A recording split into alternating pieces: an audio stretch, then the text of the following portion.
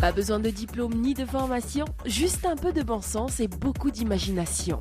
Le temps d'un après-midi, venez vêtir la fameuse blouse blanche du formulateur et découvrez avec vos sens les multiples ingrédients en base d'huile et d'essence, aux odeurs enivrantes et au toucher délicat.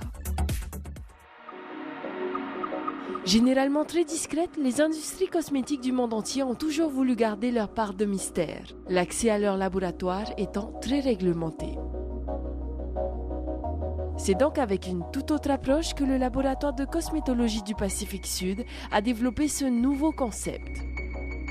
Dirigé par Olivier Touboul, docteur en pharmacie depuis plus de 20 ans, le laboratoire a été implanté à Papara en 2005. Un emplacement de choix résultant d'une étude très approfondie. Depuis l'année 2005, le laboratoire avait décidé d'entreprendre un développement industriel assez important, puisqu'on s'est délocalisé de la zone industrielle de Tipperary vers Papara. On s'est rapproché des fournisseurs végétaux. C'est ce qui était important pour nous de réaliser, de façon à pouvoir donner de l'assurance qualité à nos clients. On travaille avec des marques célèbres qui ont besoin de cette garantie de qualité, et ça passe par des infrastructures adaptées pour l'industrie dans laquelle nous sommes, mais également une certification ISO 9001 version 2000 qu'on a obtenue depuis 3 ans auprès de la Fac Hafner en France, donc une vraie reconnaissance d'une démarche qualité pour le laboratoire depuis 1992. Donc l'histoire a été longue, elle a mis presque 20 ans, mais aujourd'hui c'est un objectif qui est pleinement atteint. Si cet objectif semble parfaitement atteint, c'est grâce notamment à une sélection très rigoureuse de produits de base et à un suivi permanent de la production de ses fournisseurs. Ça va ? Ça va. Ce contact avec les fournisseurs il est très important. Ça a été aussi une vraie volonté pour l'usine de se déplacer auprès d'eux.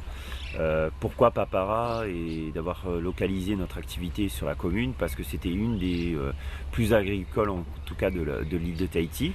Et en fait, la majeure partie de tous nos fournisseurs, que ce soit sur les différentes filières d'approvisionnement des plantes, sont des fois à 5 minutes ou voire 2 minutes en voiture.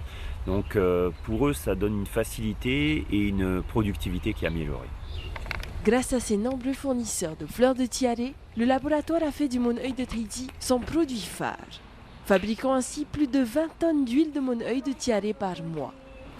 La fleur de tiare bénéficie et jouit d'un réseau purement local sur l'île de Tahiti. Donc on a environ 6 à 7 fournisseurs qui assurent l'approvisionnement de la totalité des besoins du laboratoire. Stéphane, un autre fournisseur de fleurs de tiare, dépose lui aussi sa production au labo. Que ce soit des fleurs du jour, emballées proprement, parce que bon, ça c'est pour leur travail après, il faut que ça soit bien.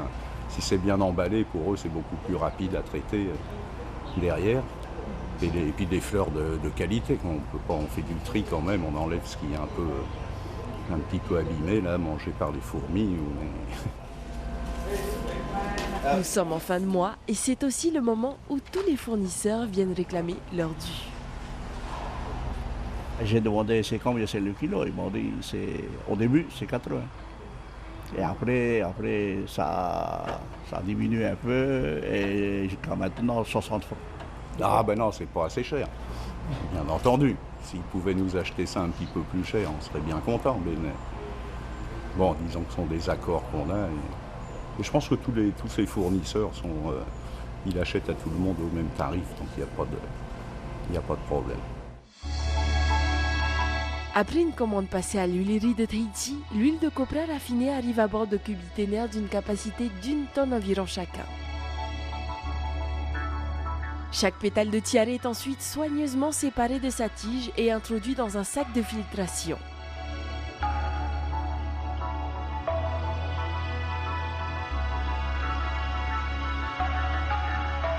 La salle de fabrication contenant 4 cuves de 5000 litres chacune, il faudra près de 228 000 pétales de tiare pour transformer la totalité de l'huile de coco en Monœil.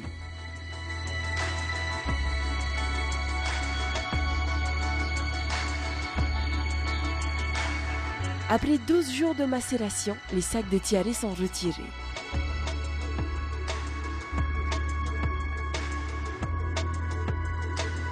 L'huile obtenue est ensuite filtrée.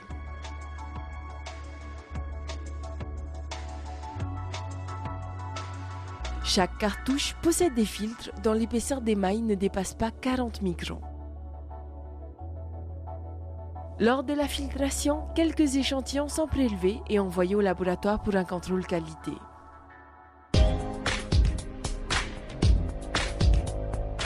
Il est important lors de toute production, c'est de contrôler un produit en sortie en bout de chaîne.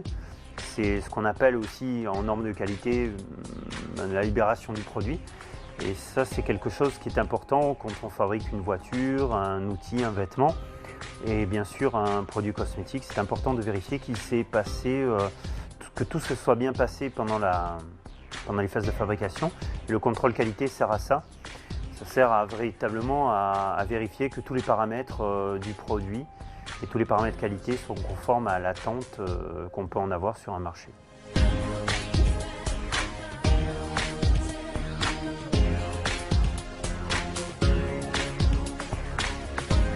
Sur les huiles, on va faire des contrôles qui sont plus basés sur la qualité, peroxyde, oxydation, rancissement de l'huile. Et on peut avoir différents paramètres, on peut avoir l'indice d'acidité, on peut avoir l'indice de saponification, l'indice de peroxyde. Ce sont des paramètres qui nous permettent de vérifier que la qualité de l'huile qui est produite est conforme à l'attente qu'on peut avoir du marché ou du consommateur. L'huile est ensuite transférée dans des nouveaux cubiténaires et entreposée dans un conteneur en vue de l'exportation vers la métropole.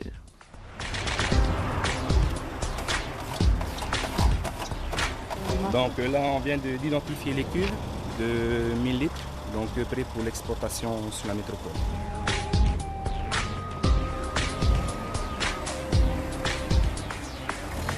On a des points de vente qu'on démarche et qu'on livre par nous-mêmes. Et il y a également un réseau de logistique et de distribution qui est situé en métropole et qui aujourd'hui commercialise nos produits auprès de sites marchands sur Internet, mais également de quelques boutiques dans la région parisienne ou Marseille.